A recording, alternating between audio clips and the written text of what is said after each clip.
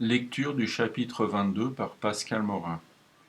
De la liberté que rendit Don Quichotte à quantité de malheureux que l'on conduisait contre leur gré, où ils eussent été bien aises de ne pas aller.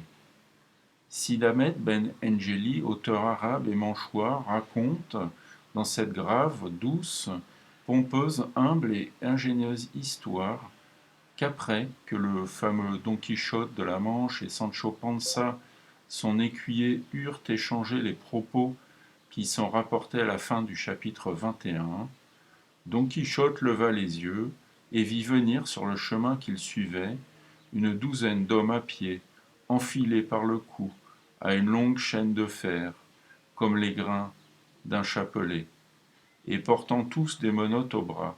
Ils étaient accompagnés de 2 hommes à cheval et de 2 hommes à pied, ceux à cheval portant des arquebuses à rouer, ceux à pied des piques et des épées.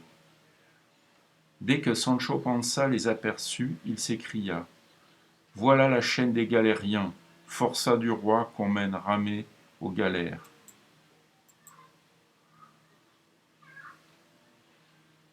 Comment ça? Répliqua Don Quichotte. Est-il possible que le roi fasse violence à personne? Je ne dis pas cela, reprit Sancho, je dis que ce sont des gens condamnés pour leur délit à servir par force le roi dans les galères. Finalement, répliqua Don Quichotte, et quoi qu'il en soit, ces gens que l'on conduit vont par force et non de leur plein gré? Rien de plus sûr, répondit Sancho. Eh bien, alors, reprit son maître, c'est ici que se présente l'exécution de mon office, qui est d'empêcher les violences et de secourir les malheureux.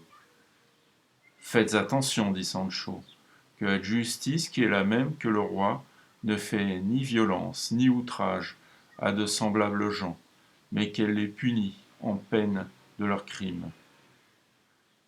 Sur ces entrefaites, la chaîne des galériens arriva près d'eux, et Don Quichotte, du ton le plus honnête, pria les gardiens de l'informer de la cause ou des causes pour lesquelles il menait de la sorte ces pauvres gens. Ce sont des forçats, répondit un des gardiens à cheval, qui vont servir sa majesté sur les galères. Je n'ai rien de plus à vous dire, et vous, rien de plus à demander. Cependant, répliqua Don Quichotte, je voudrais bien savoir, sur chacun d'eux, en particulier, la cause de leur disgrâce. À cela, il ajouta d'autres propos, si polis, pour les engager à l'informer de ce qu'il désirait en savoir, que l'autre gardien lui dit enfin: Nous avons bien ici le registre où sont consignées les condamnations de chacun de ces misérables, mais ce n'est pas le moment de nous arrêter pour l'ouvrir et en faire lecture. Approchez-vous et questionnez-les eux-mêmes. Ils vous répondront s'ils en ont envie, et bien certainement ils l'auront, car ce sont des gens qui prennent également plaisir à faire et à raconter des tours de coquins. Après cette permission, que Don Quichotte aurait bien prise si on ne la lui eût accordée, il s'approcha de la chaîne et demanda au premier venu pour quel péché il allait en si triste équipage.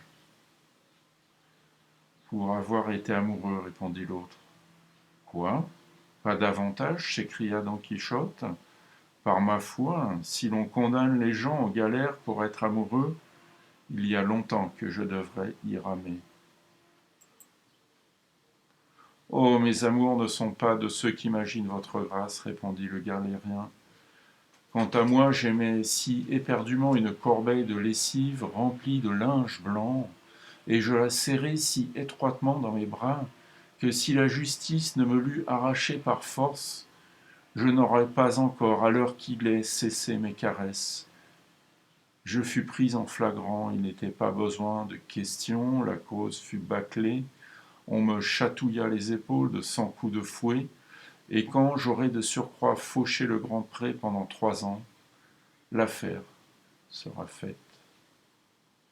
Qu'est-ce que cela, faucher le grand pré? Demanda Don Quichotte. C'est ramer aux galères, répondit le forçat, qui était un jeune homme d'environ 24 ans. natif à ce qu'il dit de Piedrahita. Don Quichotte fit la même demande au second qui ne voulut pas répondre un mot tant il marchait, triste et mélancolique. Mais le premier répondit pour lui. Celui-là, Seigneur, va aux galères en qualité de serin de canari. Je veux dire de musicien et de chanteur.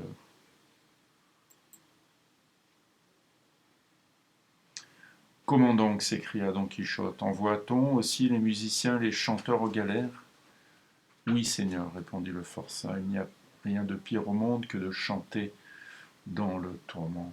Mais au contraire, répondit Don Quichotte, j'avais toujours entendu dire avec le proverbe qui chante ses mots en chante.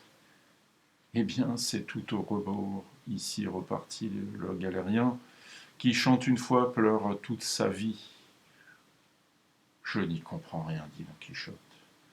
Mais un des gardiens lui dit Seigneur cavalier, parmi ces gens de bien, chanter dans le tourment veut dire confesser à la torture. Ce drôle a été mis à la question et a fait l'aveu de son crime, qui est d'avoir été voleur de bestiaux. Et sur son aveu, on l'a condamné à 6 ans de galère, sans compter 200 coups de fouet qu'il porte déjà sur les épaules. Il marche déjà triste et honteux, à cause que les autres voleurs, aussi bien ceux qu'il laisse là-bas que ceux qui l'accompagnent ici, le méprisent, le bafouent et le maltraitent, parce qu'il a confessé le délit.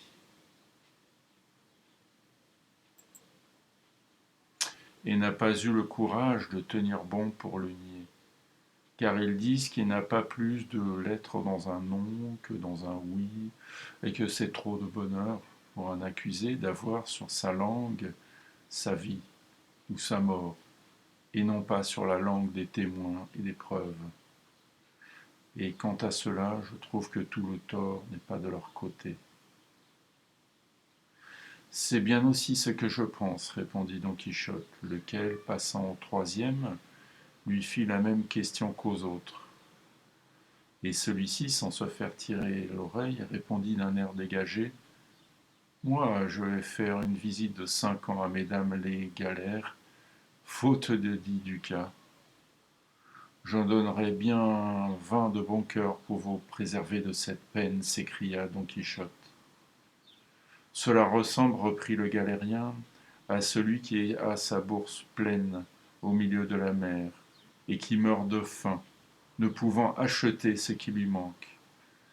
Je dis cela parce que si j'avais eu en temps opportun les 20 ducats que m'offre à présent votre grâce, j'aurais graissé la patte du greffier, avivé l'esprit et la langue de mon avocat, de manière que je me verrais aujourd'hui au milieu de la place de Zocodover à Tolède, et non le long de ce chemin, accouplé comme un chien de chasse.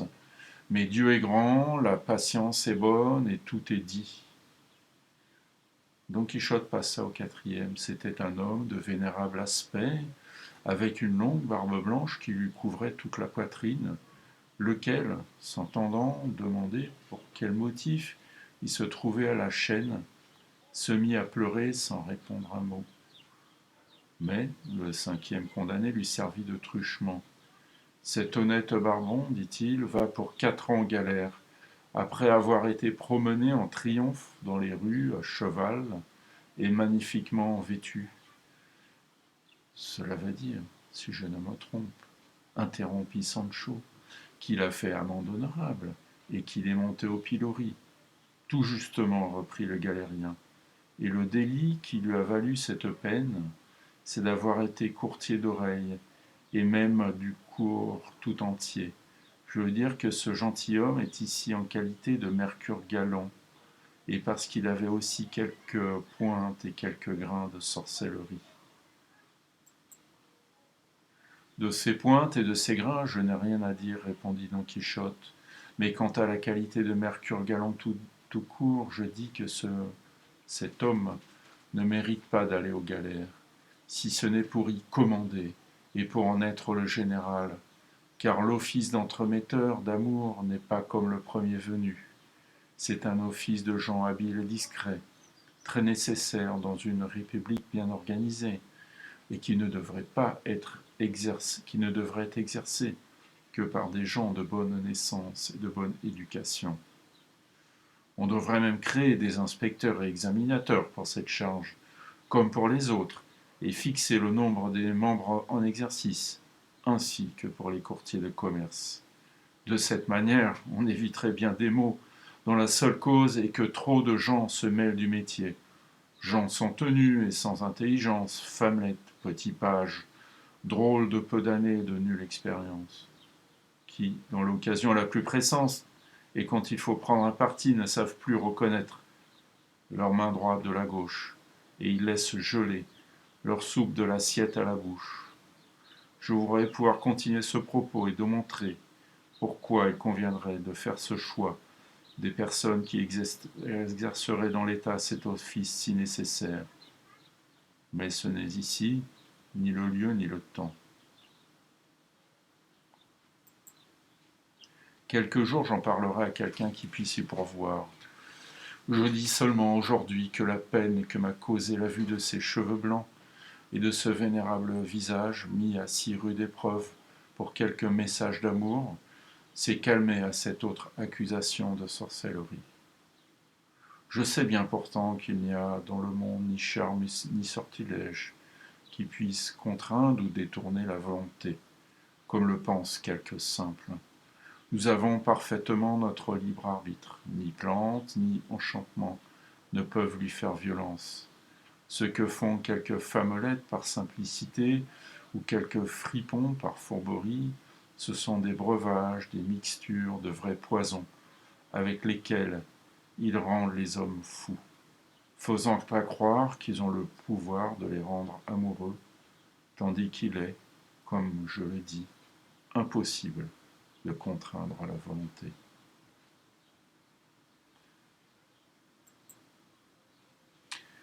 Cela est bien vrai, rétorqua le vieillard. En vérité, Seigneur, quant à la sorcellerie, je n'ai point de faute à me reprocher. Je ne puis nier quant aux entremises d'amour, mais jamais je n'ai cru mal faire en cela. Ma seule intention était que tout le monde se divertît et vécût en paix et en repos, sans querelle comme sans chagrin. Mais ce désir charitable ne m'a pas empêché d'aller là d'où je pense bien ne plus revenir, tant je suis chargé d'années et tant je souffre d'une rétention d'urine qui ne me laisse pas un instant de répit. À ces mots, le bonhomme se remit à pleurer de plus belle, et Sancho en prit tant de pitié qu'il tira de sa poche une pièce de 4 réaux et lui en fit aumône. Don Quichotte, continuant son interrogatoire, demanda au suivant quel était son crime. Celui-ci, d'un ton non moins vif et dégagé que le précédent, répondit.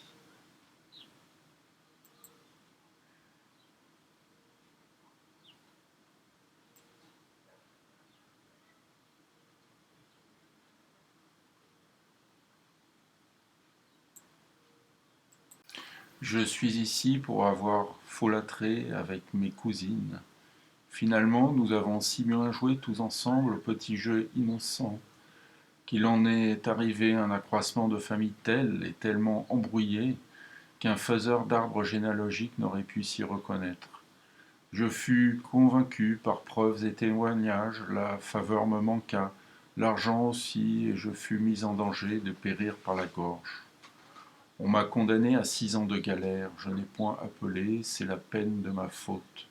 Mais je suis jeune, la vie est longue, et tant qu'elle dure, il y a un remède à tout.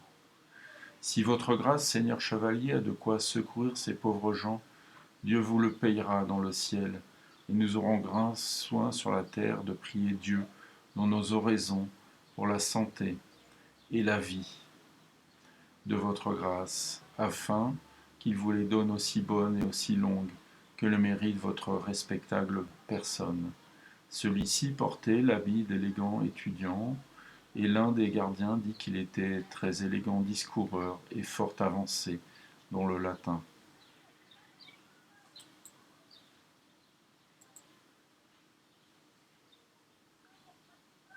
Derrière tout cela venait un homme d'environ 30 ans, bien fait, de bonne mine. Si ce n'est cependant que lorsqu'il regardait, il mettait l'un de ses yeux dans l'autre. Il était attaché bien différemment de ses compagnons, car il portait au pied une chaîne si longue qu'elle lui faisait en remontant le tour du corps, puis deux forts anneaux à la gorge, l'un rivé à la chaîne, l'autre comme une espèce de carcan, duquel partaient deux barres de fer, qui descendaient jusqu'à la ceinture et aboutissaient à deux menottes, où il avait les mains attachées par de gros cadenas, de manière qu'il ne pouvait ni lever ses mains à sa tête, ni baisser sa tête à ses mains. Il dit que c'était parce qu'il avait commis plus de crimes à lui seul que tous les autres ensemble, et que c'était un si hardi et si rusé coquin, que même en le gardant dans cette manière, ils n'étaient pas très sûrs de le tenir, et qu'ils avaient toujours peur qu'il ne vînt à leur échapper.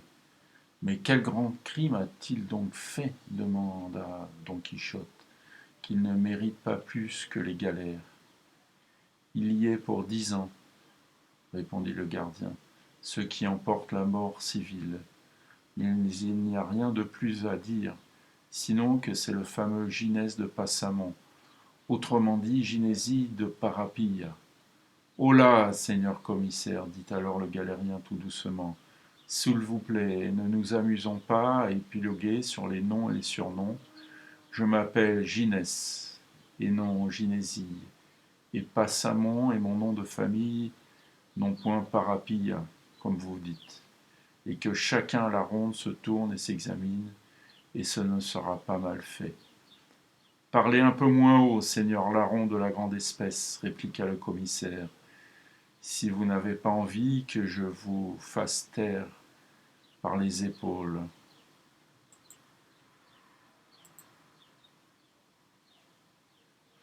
On voit bien, reprit le galérien, que l'homme va comme il plaît à Dieu.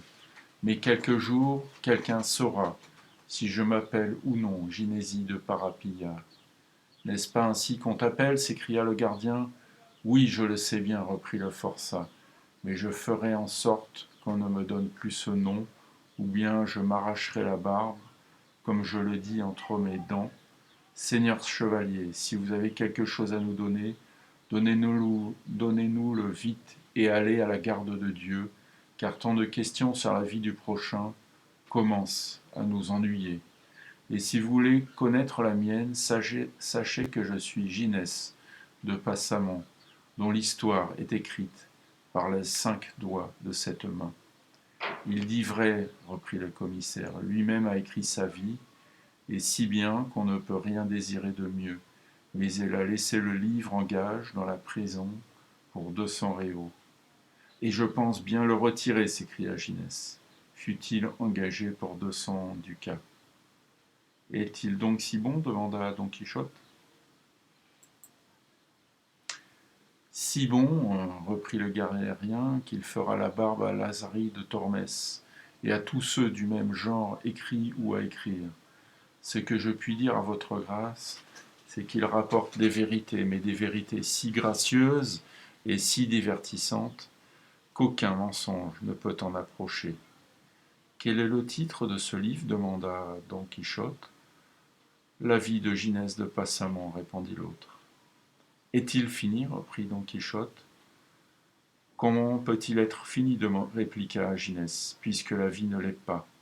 Ce qui est écrit comprend depuis le jour de ma naissance jusqu'au moment où on m'a condamné cette dernière fois aux galères. Vous y aviez donc été déjà, reprit Don Quichotte.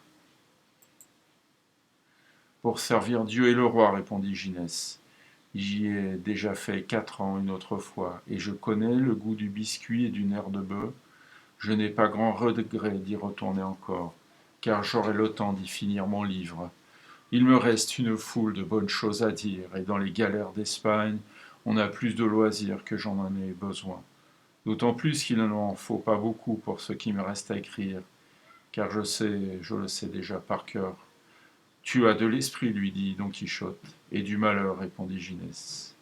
Car le malheur poursuit toujours l'esprit, poursuit toujours la scélératesse, s'écria le gardien. Je vous ai déjà dit, seigneur commissaire, répliqua Passamon de parler plus doux. Ces messieurs de la chancellerie ne vous ont pas mis cette verge noire en main pour maltraiter les pauvres gens qui sont ici, mais pour nous conduire où l'ordonne Sa Majesté.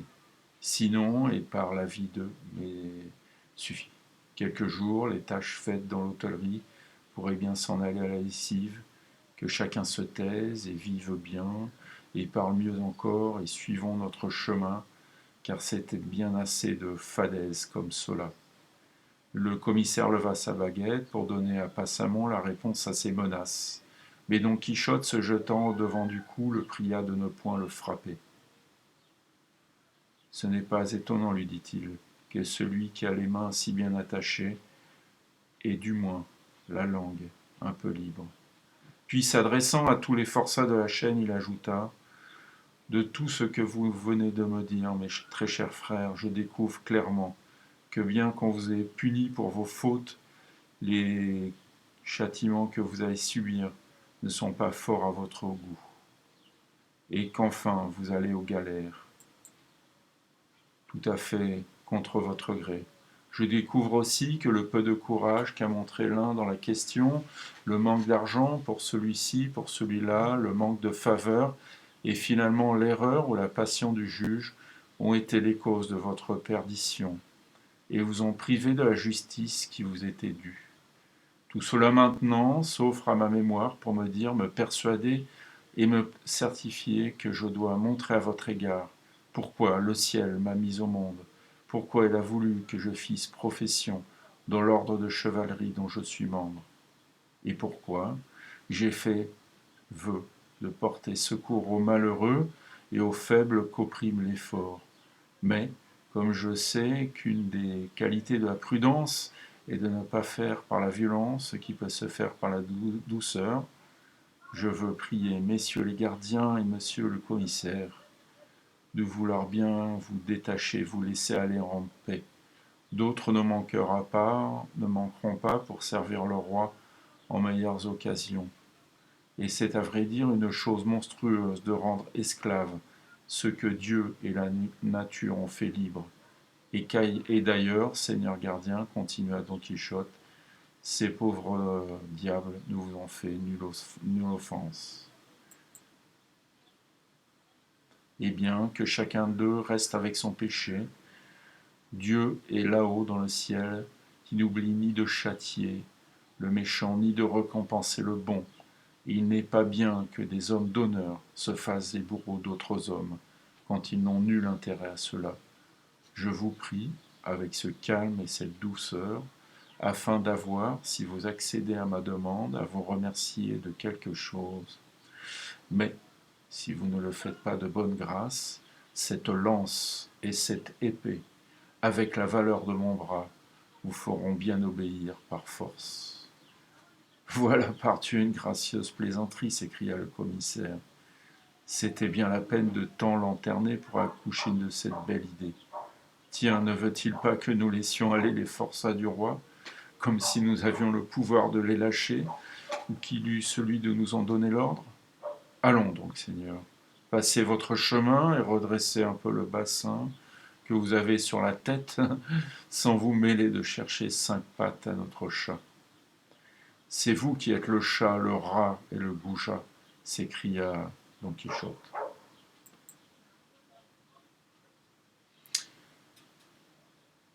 Et sans dire gare, il s'élança vers celui qui lui avait fait injure. Il le jette sur le carreau, grièvement blessé d'un coup de lance. Le bonheur voulut que ce fût justement l'homme à l'arquebuse. Les autres gardes restèrent d'abord étonnés et stupéfaits à cette attaque inattendue. Mais reprenant bientôt leurs esprits, ils empoignèrent ceux à cheval leurs épées, ceux à pied leurs piques, et assaillirent tous ensemble Don Quichotte, qui les attendait avec un merveilleux sang-froid. Et sans doute il eût passé un mauvais quart d'heure si les galériens, voyant cette belle occasion de recouvrer la liberté, n'eussent fait tous leurs efforts pour rompre la chaîne où ils étaient attachés, côte à côte. La confusion devint alors si grande que les gardiens, tantôt accourant aux forçats qui se détachaient, tantôt attaquant Don Quichotte, dont ils étaient attaqués, ne firent enfin rien qui vaille. Sancho, aidé de son côté, a délivré Ginès de Passamon, qui prit le premier la clé des champs, et celui-ci, dès qu'il se vit libre, sauta sur le commissaire abattu, lui prit son épée et son arquebuse, avec laquelle, visant l'un, visant l'autre, sans tirer jamais, il eut bientôt fait vider le champ de bataille à tous les gardes qui échappèrent en fuyant. Aussi bien à l'arquebuse de Passamon qu'aux pierres que leur lançaient sans relâche les autres galériens délivrés. Sancho s'affligea beaucoup de ce bel exploit, se doutant bien que ceux qui se sauvaient à toutes jambes allaient rendre compte de l'affaire à la Sainte Hermandad, laquelle se mettrait au son des cloches et des tambours à la poursuite des coupables.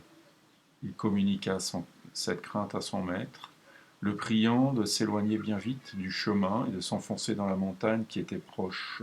« C'est fort bien, répondit Don Quichotte, mais je sais bien ce qu'il convient de faire avant tout.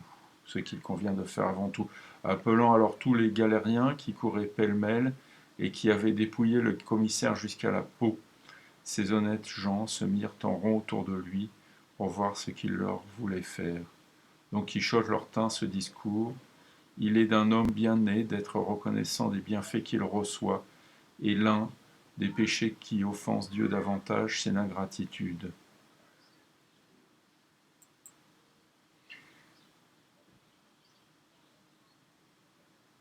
Appelant alors tous les galériens qui couraient pêle-mêle et qui avaient dépouillé le commissaire jusqu'à la peau, ces honnêtes gens se mirent en rond autour de lui pour voir ce qu'il leur voulait. Don Quichotte leur tint ce discours. Il est d'un homme bien né d'être reconnaissant des bienfaits qu'il reçoit, et l'un des péchés qui offensent Dieu davantage, c'est l'ingratitude.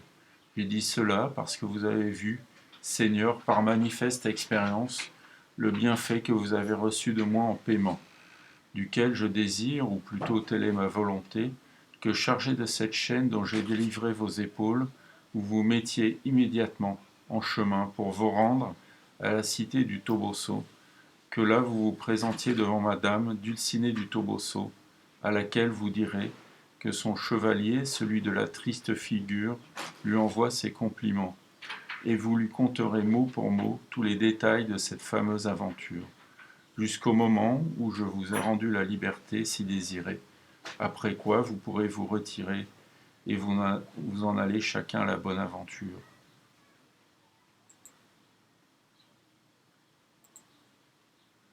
Ginès de Passamon, se chargeant de répondre pour tous, dit à Don Quichotte : « Ce que votre grâce nous ordonne, Seigneur chevalier, notre libérateur, est impossible à faire, de toute impossibilité, car nous ne pouvons aller tous ensemble le long de ces grands chemins, mais au contraire seuls, isolés, chacun tirant à part soi et s'efforçant de se cacher dans les entrailles de la terre pour n'être pas rencontré par la Sainte Hermandad, qui va sans aucun doute lâcher ses limiers à nos trousses. Ce que votre grâce peut faire, et ce qu'il est juste qu'elle fasse, c'est de commuer ce service et cette obligation de passage devant cette dame Dulcinée du Toboso en quelques douzaines de credos et d'Ave Maria que nous dirons en votre intention.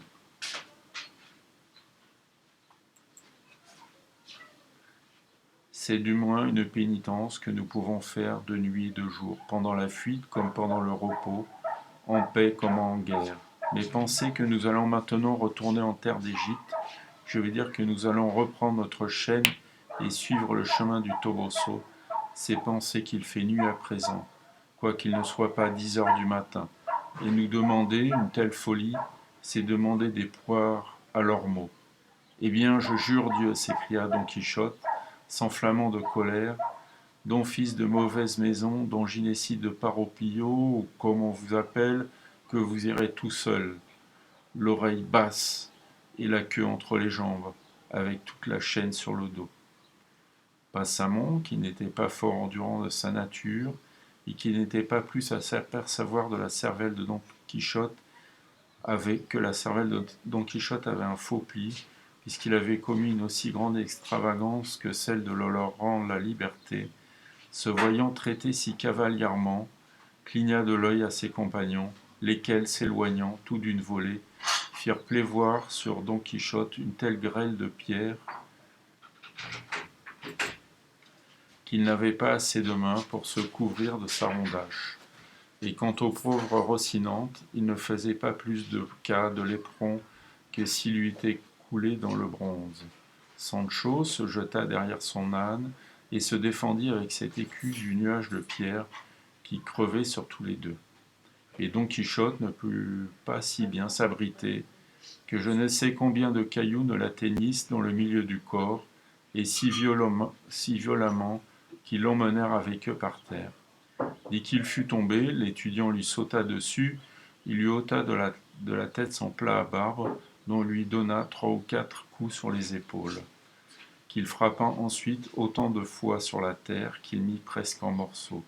Ces vauriens prirent ensuite au pauvre chevalier un pourpoint double manche qu'il portait par-dessus ses armes et lui auront enlevé jusqu'à ses bas, si l'armure des grèves n'en eût empêché. Ils débarrassèrent aussi Sancho de son manteau court et le laissèrent en juste au corps. Puis, ayant partagé entre eux tout le bulletin de la bataille, ils s'échappèrent chacun dans son côté, ayant plus soin d'éviter la sainte Hermandade, dont ils avaient grand peur que de se mettre la chaîne au cou et de se présenter en cet état devant madame Dulcinea du Toboso. Il ne resta plus sur la place que l'âne, Rocinante, Sancho et Don Quichotte. L'âne, pensif et à tête basse, secouant de temps en temps les oreilles, comme si l'averse de pierre n'eusse pas encore cessé. Rocinante, étendue le long de son maître, par une autre décharge, l'avait aussi jeté sur le carreau.